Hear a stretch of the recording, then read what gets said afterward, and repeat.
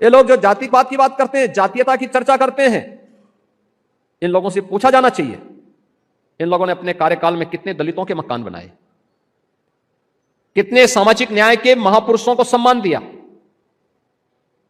आप देखेंगे जीरो आएगा, क्योंकि किया ही नहीं। ये वोट बैंक के रूप में केवल इस्तेमाल करने के लिए ये लोग एक नया प्रोपोगंडा कर रहे हैं, महापुरुषों को गाली दे रहे हैं, राष्ट्र नायकों का अपमान कर रहे हैं।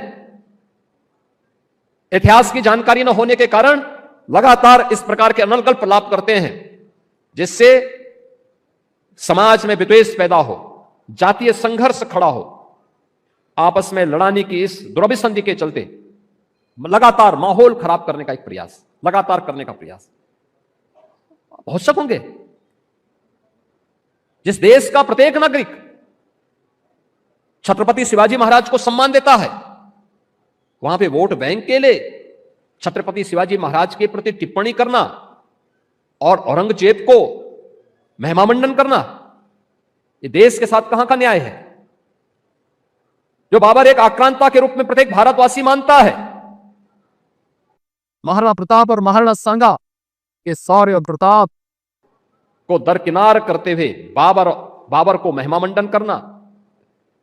जो जिन्ना देश तोड़क है, उस जिन्ना की तुलना में उस जिन्ना को महिमामंडित करके इस राष्ट्र की एकता के शिल्पी लौह पुरुष सरदार वल्लभ भाई पटेल को अपमानित करना, यह कुछ लोगों के जीवन का ध्येय बन चुका है और इससे सावधान होने की आवश्यकता है, क्योंकि ये लोग लगातार इस प्रकार का प्रोपोगंडा रचने का कार्य करेंगे, लगातार करेंगे। अपने स्वार्थ के लिए इस प्रकार के मुद्दों को छेड़ने का प्रयास करेंगे, जो आपस में ही सौहार्द को कम कर सके। लेकिन हमें एक समृद्ध उत्तर प्रदेश के लिए, एक विकसित और आत्मनिर्भर भारत के लिए हमें राष्ट्र नायकों को सम्मान देना पड़ेगा। याद रखना, प्रधानमंत्री मोदी जी ने आजादी के अमृत महोत्सव वर्ष में देश के लोगों को पंचप्रण की याद दिलाई थी, और पंचप्रण का एक संकल्प यह भी है कि राष्ट्र नायकों का सम्मान होना चाहिए, हर हाल में सम्मान होना चाहिए, क्योंकि अपने नायकों को विस्मृत करके कोई भी समाज कभी आगे नहीं बढ़ सकता है। और राष्ट्र तोड़कों को अगर कोई समाज सम्मानित करता है तो इसका मतलब हम अपने लिए एक नई समस्या खड़ी करने जा रहे हैं। ये सब मौन है इस समय।